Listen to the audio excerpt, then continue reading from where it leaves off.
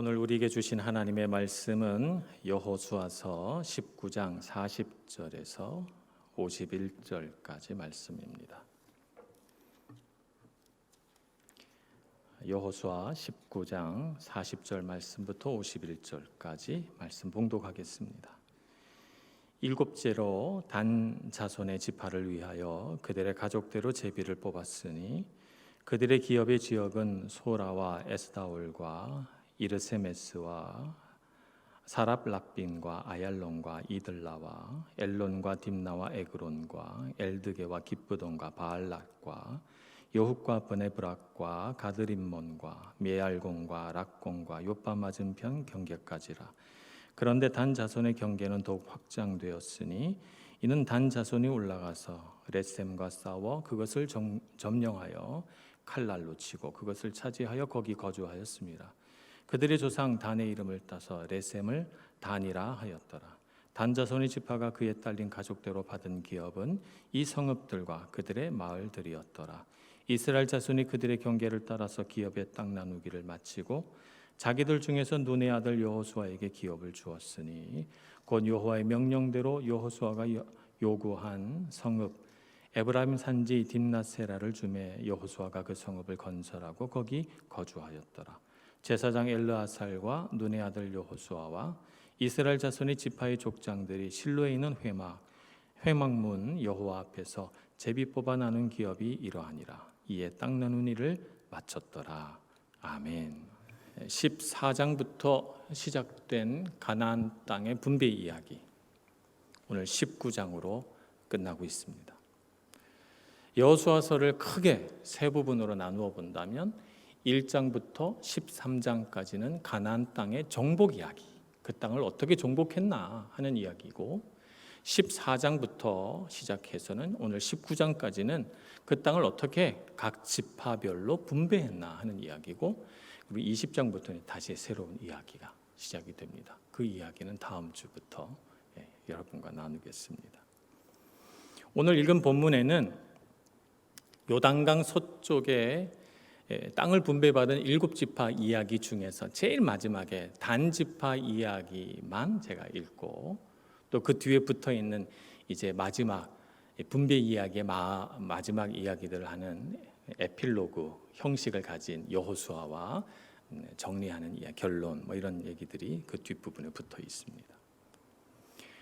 단 지파가 분배받은 땅을 봅니다. 여러 지파가 이제 분배를 받았습니다만, 이제 분배받은 이야기를 다 읽지 않은 것은 너무 많은 지명들이 나오기 때문이고, 분배 또 형식을 보면 비슷합니다.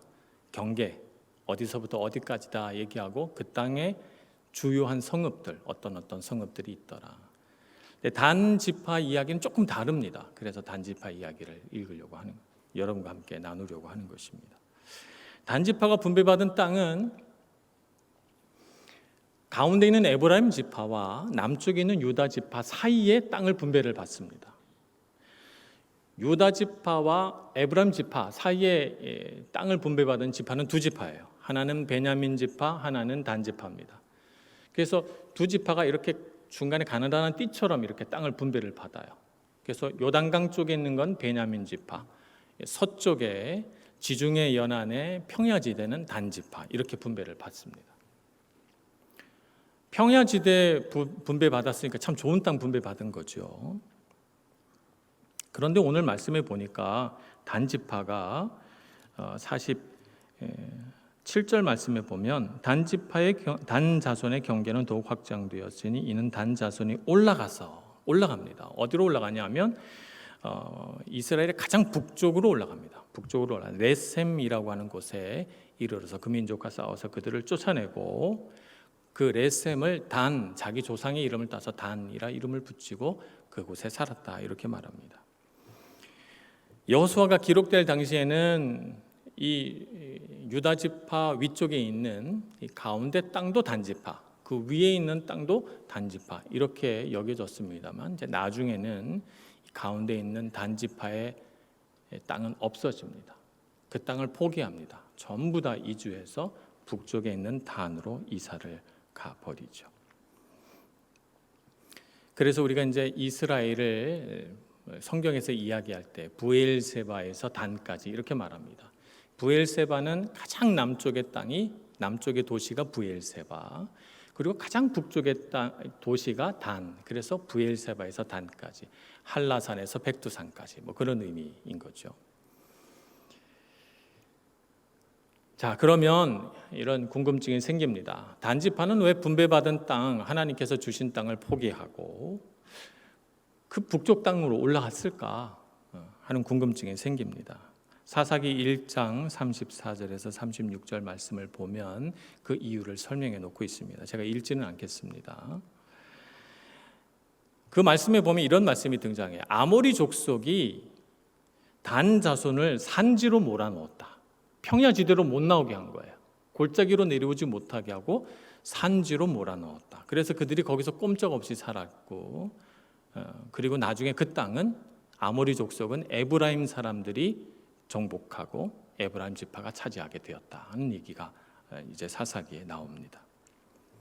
초기에는 단 자손이 분배받은 그 땅을 아모리 족속이 막 위협하고 이스라엘 백성들이 못 들어오게 막았지만, 후기에는 아모리 족속은 없어지고 그 땅을 블레셋 족속이 차지합니다. 그래서 블레셋 사람들과의 싸움이 일어나죠. 그래서 오늘 단지파의 땅이라고 그러면서 언급된 에그론이라든가 뭐 가드라든가 이런 땅은 이제 성경을 읽어가시면 자주 등장하는데 다 블레셋 땅으로 나옵니다.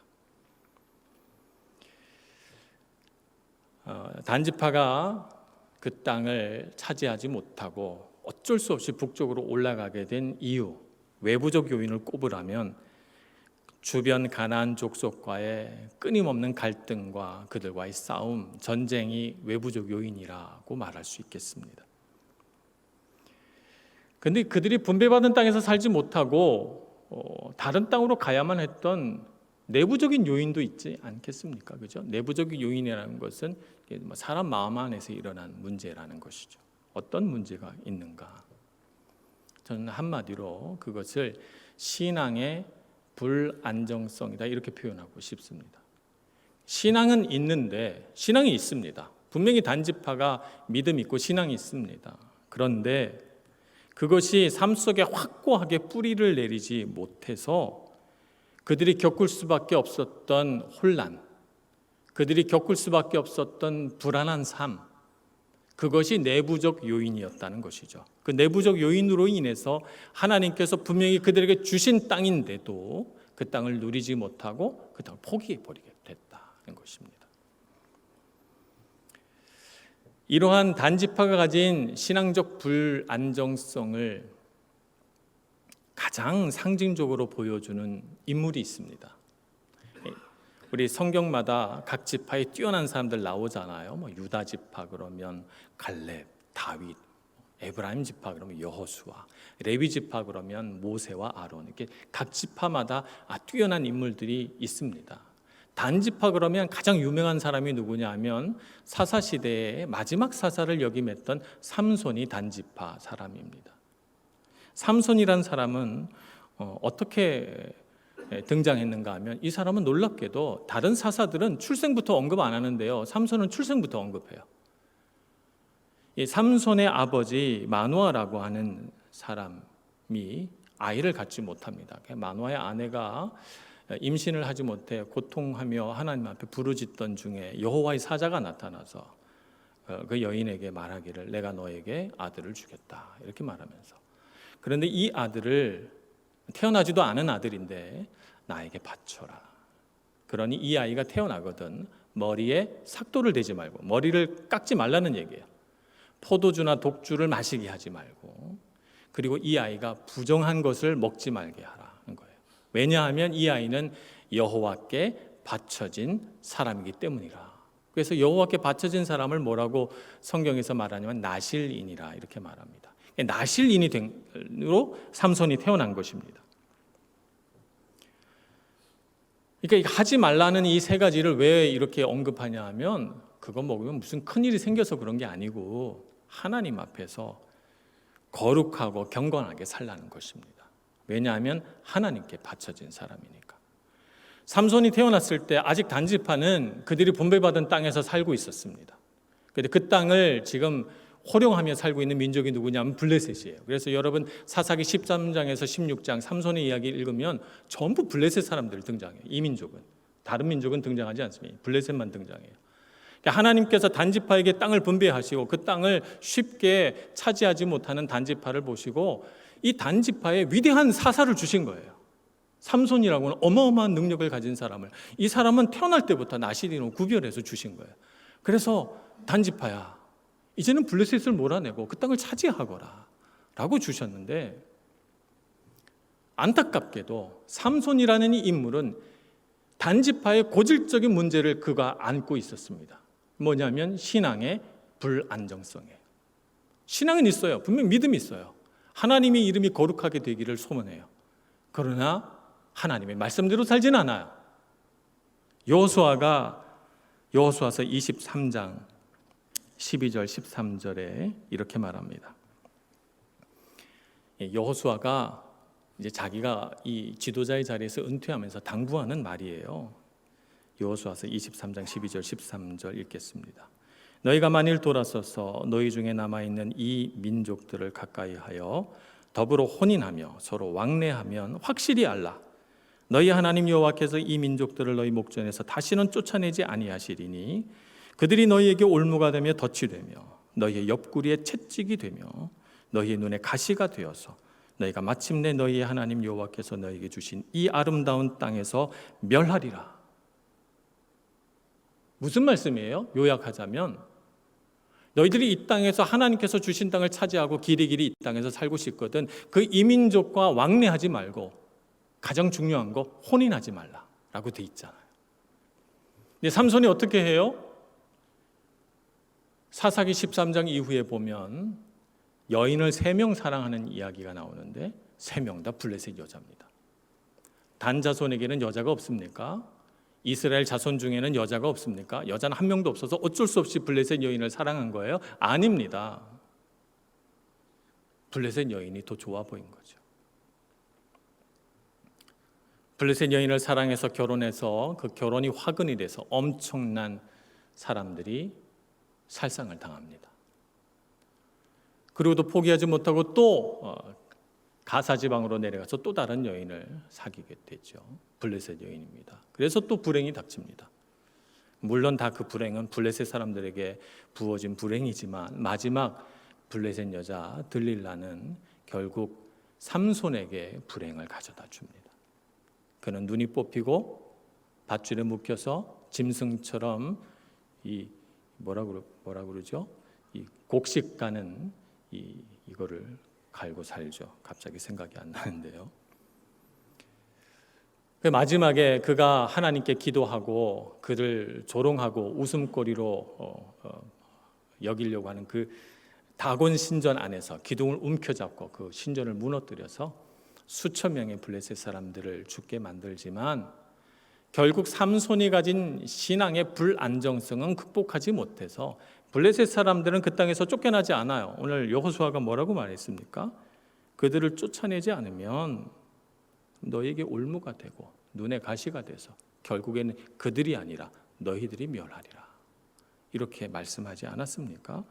그래서 결국 단자손이 삼손을 마지막으로 해서 그 땅에서 살지 못합니다. 사사기 16장에서 삼손의 이야기가 끝나는데 18장에 단지파가 다른 땅 아랍으로 다니는 이야기가 나와요. 정탐군 5명, 용사 600명 보내서 막 이 땅 저 땅 찾다가 성경에서 오늘 말하는 레셈이라는 곳에 이르러서 그 성경에서 사사기에서 라이스라고 부르는데요. 결국 그 땅을 차지하고 북쪽으로 올라가게 됩니다. 하나님께서 쫓아내라고 한 블레셋 사람들을 남자들은 미워해서 싸우고 여자들은 사랑해서 쫓아다니고 이 모순된 상황을 삼손은 계속 경험하게 됩니다. 결국 그 땅에서 하나님의 뜻을 이루지 못하고 하나님께서 분배해 주신 땅을 떠나 다른 땅으로 가게 되죠. 여러분 한번 판단해 보시기 바랍니다. 그들이 하나님께서 주신 땅을 차지하지 못한 이유는 외부적 요인 때문입니까? 내부적 요인 때문입니까? 여러분 우리 한번 생각해 봅시다. 외부적 요인이라면 유다 지파를 이끌었던 갈렙도 단 지파 못지않은 엄청난 외부적 요인이 있었습니다. 갈렙이 싸워야 했던 민족은 아낙이라고 하는 거인 민족이었고, 유다 지파는 넓은 땅을 차지해야 되기 때문에 그 많은 성읍들과 전쟁을 벌이고 헤브론이라고 하는 난공불락의 성도 점령해야 했습니다.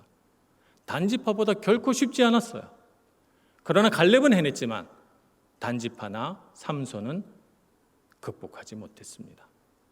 외부적 요인입니까? 아닙니다. 내부적 요인 때문에 하나님께서 주신 땅을 차지하지 못한 것입니다. 결국 그 땅은 성경이 말한 것처럼 에브라임 지파가 아모리 족속도 몰아내고 블레셋 족속도 몰아내고 결국 단 지파의 땅이 에브라임 지파의 땅이 되고 맙니다. 아모리 족속이나 블레셋 족속이나 결코 이기지 못할 무시무시한 민족은 아니었다는 말입니다. 단 지파가 극복하지 못했기 때문입니다. 땅이 가진 어려움과 씨름하다가 그 땅을 주신 하나님의 뜻을 잃어버린 거예요. 단 지파는 하나님께서 그 땅을 주셨다는 그 믿음을 잃어버린 것입니다. 길을 잃은 거죠. 영적으로. 길을 잃었을 때는 어떻게 해야 됩니까? 처음 길을 잃은 곳으로 다시 돌아가야 합니다. 오늘날에도 길을 잃은 그리스도인들을 종종 보게 됩니다. 믿음이 없는 것 아닙니다. 신앙도 있고 믿음도 있습니다. 그런데 삶이 불안정합니다. 그것은 외부적 요인 때문에 불안정한 것이 아닙니다. 내 마음이 확정되지 않았기 때문입니다. 내 마음이 정해지지 않았어요. 한편으로는 세상과 맞서 싸우려고 하면서 한편으로는 세상의 달콤한 유혹에 넘어가기도 합니다. 그것이 문제인 거죠. 삼손처럼 말입니다. 만약 오늘 여기 계신 여러분들 중에 길을 잃으신 분이 있다면 여러분 출발했던 그 지점으로, 길을 잃은 그 지점으로 다시 돌아오시기를 축복합니다. 우리 한번 길을 잃었던 지점, 처음 지점으로 돌아가 봅시다. 여호수아서 1장 6절에서 9절 말씀을 보겠습니다. 중요한 말씀이니까 제가 길지만 4절 읽겠습니다. 6절부터 9절 말씀. 강하고 담대하라. 너는 내가 그들의 조상에게 맹세하여 그들에게 주리라 한 땅을 이 백성에게 차지하게 하리라. 오직 강하고 극히 담대하여 나의 종 모세가 내게 명령한 그 율법을 다 지켜 행하고 우로나 좌로나 치우치지 말라. 그리하면 어디로 가든지 형통하리니 이 율법책을 내 입에서 떠나지 말게 하며 주야로 그것을 묵상하여 그 안에 기록된 대로 다 지켜 행하라. 그리하면 내 길이 평탄하게 될 것이며 내가 형통하리라. 내가 내게 명령한 것이 아니냐. 강하고 담대하라. 두려워하지 말며 놀라지 말라. 내가 어디로 가든지 내 하나님 여호와가 너와 함께 하느니라 하시니라. 아멘. 여러분 아멘입니까? 예, 이 말씀 붙들고 믿으시기를 바랍니다.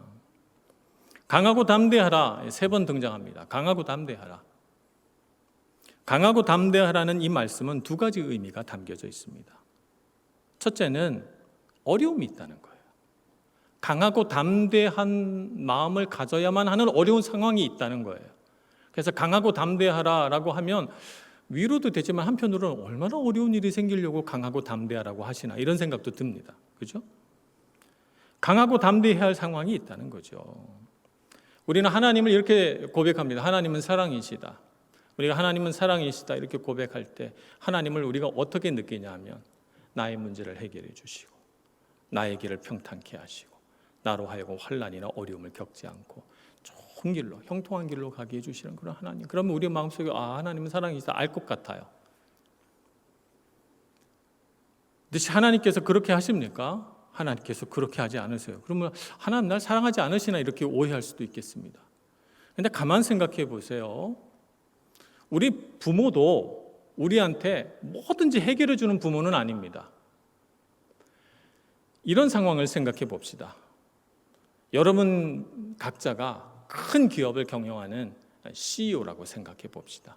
내게 아들이 한 명 있어요. 그래서 이 아들에게 내가 CEO 자리를 물려주고 싶다. 어떻게 하면 이 아들을 경영 수업을 시켜서 이 기업을 잘 경영하도록 할까? 여러분 같으면 어떻게 하겠습니까? 아들을 사랑하는 아버지라면 이 아들을 가장 힘들고 어려운 데 보낼 거예요. 창고 같은 데 말입니다. 그래서 재고가 어떻게 되는가 그것부터 파악하게 할 거예요. 기업을 경영하는데 재고 많이 쌓이면 큰일이잖아요. 그죠? 기업 수익이 나빠지니까. 재고 관리부터 시키고 어렵고 힘든 부서 배치해서 거기서 분투하며 싸우게 하고, 그렇게 해서 이 아들이 회사를 경영하는 법, 리스크 관리하는 법 이런 것들을 배우게 해서 그런 다음에 높은 자리에 줄 거예요. 네 아버지가 만약에 우리 아들은 정말 귀한 아들이니까 내 아들에게 내가 사랑한다는 걸 보여줘야지 이렇게 생각하고 20대 초반의 젊은 아들을 상무이사, 대표이사 이렇게 앉히면 어떻게 될까요? 연세 지긋하신 부하 직원들이 보고하고 그러니까 자기가 뭐라도 된 듯 교만해지지 않겠습니까? 어떤 것이 진짜 사랑입니까? 사람도 하나님께서 주신 지혜로 무엇이 사랑인지 분별할 수 있는데 하나님의 사랑은 왜 잘못 생각합니까? 하나님께서 우리를 사랑하지 않으셔서 고난을 주시는 것이 아니라 하나님 우리 진짜 사랑하기 때문에 강하고 담대한 사람으로 훈련시키시려고 우리에게 고난을 주시는 것입니다. 가나안 땅을 텅 빈 공간을 만들어서 이스라엘 백성들에게 주지 않고 그들로 하여금 싸우고 그들로 하여금 차지하고 개간하고 그들로 하여금 개척해서 나라를 세우게 하신 뜻은 그 땅을 잘 경영하라고, 하나님께서 맡기신 땅에 하나님의 마음을 가지고 하나님 나라 건설하라고 훈련시키시는 것입니다. 그것이 하나님의 진짜 사랑이죠. 강하고 담대하라. 하나님이 우리를 사랑하지 않으셔서 어려움으로 내모시는 것이 아닙니다. 진짜 사랑해서 우리를 훈련시키고 계시는 것이고 우리에게 주신 아름답고 멋진 하나님의 선물들을 마음껏 주시기 위해서 그 그릇에 합당한 사람으로 성장시켜내려고 고난을 주신 것입니다. 그러니 여러분, 외부적 환경이 왜 이렇게 어려울까? 그 생각하면서 쉬운 길 없을까? 살펴보지 마시고 이 어려움들을 극복하게 하시는 하나님의 능력은 무엇일까를 생각해 보시는 여러분들 되시길 축복합니다. 그래서 여러분, 쉬운 길로 가다가 힘이 약해지는 그리스도인이 되지 마시고 어렵고 힘든 환경들과 싸워나가면서 강하고 담대한 그리스도인 되시길 축복합니다. 강하고 담대하라는 말은 또 다른 의미도 있습니다. 그건 뭐냐면 이겨낼 수 있다는 의미가 담겨져 있습니다. 이겨낼 수 없다면 강하고 담대하라고 말할 이유가 없겠죠. 이겨낼 수 있으니까, 가능하니까 강하고 담대하라 말합니다. 그러면서 오늘 여호수아서 1장 6절에서 9절 말씀은 이겨낼 수 있는 비결 두 가지를 가르쳐 주십니다. 첫째는 뭐냐면 하나님의 말씀을 입에서 떠나지 말게 하라는 거예요. 입에서 떠나지 말게 하라. 묵상하고 읽고 선포하라는 거죠. 말이라고 하는 것은 우리 마음속에 가진 생각이 입으로 표현되는 것인 동시에 우리가 선포된 말씀이 우리 삶에 영향을 주기도 합니다. 그래서 우리 가요 중에서 말하는 대로라고 하는 노래도 있지 않습니까? 말하는 대로 되는 거예요. 사람이 하나님을 믿는 믿음으로 선포하면 그 선포한 말씀대로 살게 돼 있어요. 근데 입술에서 자꾸 부정적인 말들이 나오면 말하는 대로 되는 거예요. 그럼 우리 입술에서 생명의 말씀, 능력의 말씀, 지혜의 말씀이 나오려면 어떻게 해야 됩니까? 하나님의 말씀을 우리 입술에 담아야죠. 우리가 인생을 잘 사는 비결이 여기에 있습니다. 그래서 오늘 말씀에 보니까 하나님의 말씀이 입에서 떠나지 말게 하라. 그리하면 너희가 형통하고 너희 인생길이 평탄하리라. 말씀하지 않습니까? 어려움을 이겨낼 수 있는 비결 하나님의 말씀에 있습니다. 말씀을 떠나지 마시길 축복합니다.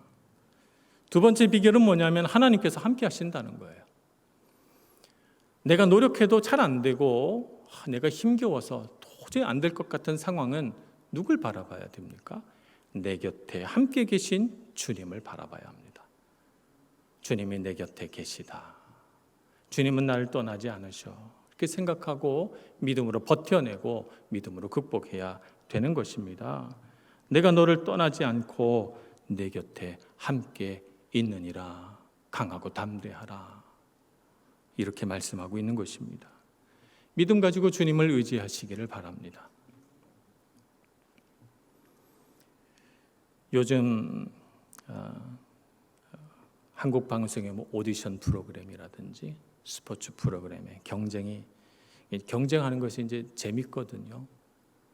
그래서 사람과 사람이 이렇게 뭐 여러 가지 뭐 스포츠라든가 음악이라든가 뭐 기타 다른 것들을 가지고 이제 경쟁하게 될 때 실력이 비슷할 경우에는 어디서 판가름이 됩니까? 방송에서 쓰는 용어로 멘탈에서 판가름이 나요. 능력이 비슷하고 실력이 비슷할 때는 멘탈에서 딱 나뉘어지는 거죠. 저는 그것이 영적인 문제라고 생각합니다. 우리 마음이, 우리 멘탈이 강해지려면 어떻게 해야 됩니까? 내 힘으로 멘탈 강해지자. 그럼 강해집니까? 하나님께서 주신 믿음과 신앙으로 살아내시는 여러분들 되시길 축복합니다. 영적인 문제입니다. 영적인 문제. 내 멘탈의 문제가 아니고 영적인 문제입니다. 말씀 붙들고 사느냐 못 사느냐, 하나님을 믿고 의지하느냐 그렇지 못하느냐라고 하는 문제인 것이죠. 영적으로 강하면 갈렙과 여호수아 같은 사람이 되고, 영적으로 불안정하면 삼손 같은 인생을 살게 되는 것입니다. 오늘 분배 이야기가 맞춰집니다. 14장의 분배 이야기가 시작이 될 때 누구 이야기부터 시작됩니까? 갈렙 이야기부터 시작이 됩니다. 갈렙의 땅을 나눠주면서 시작합니다. 헤브론을 주소서. 그 땅에는 안악 자손이 있으나 여호와께서 나와 함께 하시면 내가 그들을 쫓아내고 그 땅이 내 땅 될 줄 믿습니다. 갈렙 이야기부터 시작이 돼요. 14장. 오늘 분배 이야기가 마칩니다. 누구 이야기로 끝납니까? 여호수아 이야기로 끝납니다. 50절 곧 여호와의 명령대로 여호수아 요구한 성읍 에브라임 산지 딥낫세라를 주매 여호수아가 그 성읍을 건설하고 거기 거주하였더라. 딥낫세라는 요새 고고학적으로 발굴이 잘 안 되는 아주 한적한 외진 곳입니다. 좋은 땅 받은 곳이 아니에요. 아주 한적한 땅을 받아서 그 땅을 개간하고 개척해서 거기에 성읍을 이루고 살게 됩니다. 분배 이야기의 시작은 갈렙, 마지막은 여호수아, 상징하는 바가 있죠. 하나님께서 주신 땅을 누리며 살려면 갈렙처럼 살고 여호수아처럼 살라는 것입니다.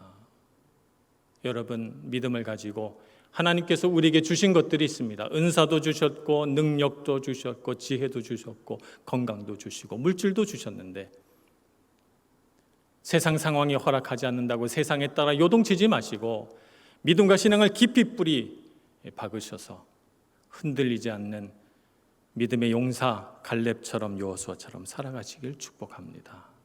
그래야 복이 있습니다. 상황에 핑계대고 단자손처럼 하나님께서 주신 땅 버리고 딴 땅 찾아가지 마시고 하나님께서 주신 땅 마음껏 누리시면서 능력 있게 이 땅을 살아가시는 여러분들 되시길 축복합니다. 기도하겠습니다. 자비로우신 하나님, 언제나 우리를 선한 길로 이끌어 주셔서 감사합니다. 주님께 찬양과 경배를 올려드립니다. 우리에게 닥쳐온 인생의 문제들과 우리의 연약함 때문에 길을 잃고 헤맬 때마다 진리의 말씀으로 생명의 길 찾게 하여 주시옵소서. 어리석은 사람의 생각에 묶여 살아가지 않게 해주시고 우리를 신실하게 이끄시는 하나님의 사랑을 의지하여 힘을 내게 해주시고 어려움들을 극복하며 살게 해주옵소서. 예수님의 이름으로 기도합니다.